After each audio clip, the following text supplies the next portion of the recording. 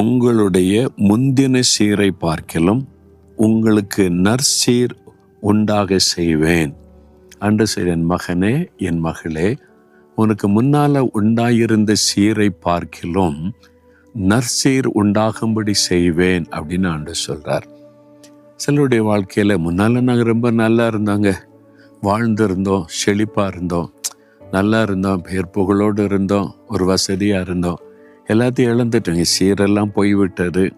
நல்ல நாட்கள்லாம் போய் இப்போ துக்கம், கஷ்டம், இழப்பு, நெருக்கம், ஒரு தோல்வி, ஏமாற்றம் அப்படின்ற நிலைமைக்கு வந்திருக்கீங்களா?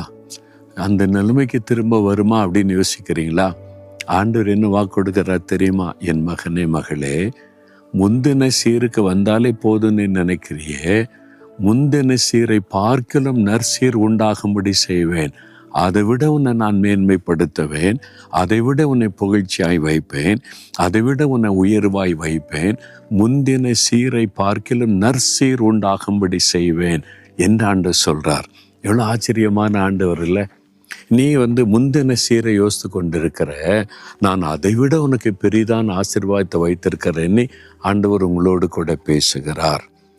பிரியமானவர்களே, யோபுன்ற ஒரு பக்தனை குறித்து பைபிளில் வாசிக்கிறோம்ல, நல்ல வசதியாக இருந்தார். அவருக்கு ஆடுகள், மாடுகள், ஒட்டகங்கள், அந்த காலத்தில் தானே மிருகங்கள், அந்த பண்ணைகள், வேலை ஆட்கள், வேலைக்காரிகள் எல்லாத்தையும் இழந்துட்டார்.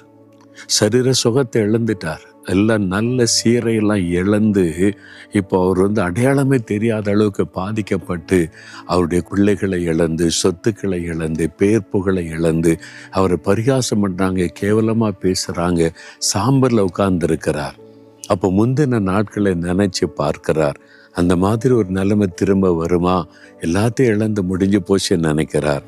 அந்த ஆண்டவர் பாருங்க, அவருடைய சிறையிருப்பை மாற்றி சுகம் கொடுத்து முந்தின சீரை பார்க்கிலும் பெரிதான நற்சீர் 2 மடங்கு ஆசீர்வாதம் ஆண்டவர் அவர் கொடுத்து, எந்த மக்கள் மத்தியில் இகழ்ச்சியாய் எண்ணப்பட்டாரோ அவங்க மத்தியில் புகழ்ச்சியாய் கர்த்தரை உயர்த்தினார்.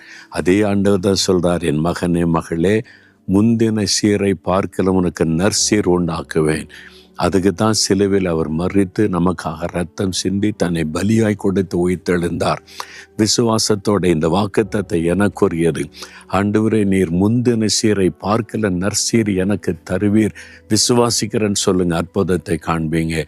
இயேசுவே, முந்தின சீரை பார்க்கல நற்சீர் உண்டாக செய்வேன்னு சொன்னீங்களே, அதை நான் விசுவாசிக்கிறேன், எனக்கு அந்த அற்புதத்தை செய்யுங்க. யார் யார் இப்படி ஜெபிக்கிறாங்களோ இந்த மகனை, இந்த மகளை அப்படியே ஆசீர்வதிங்க. இயேசுவின் நாமத்தில் ஆமேன், ஆமேன்.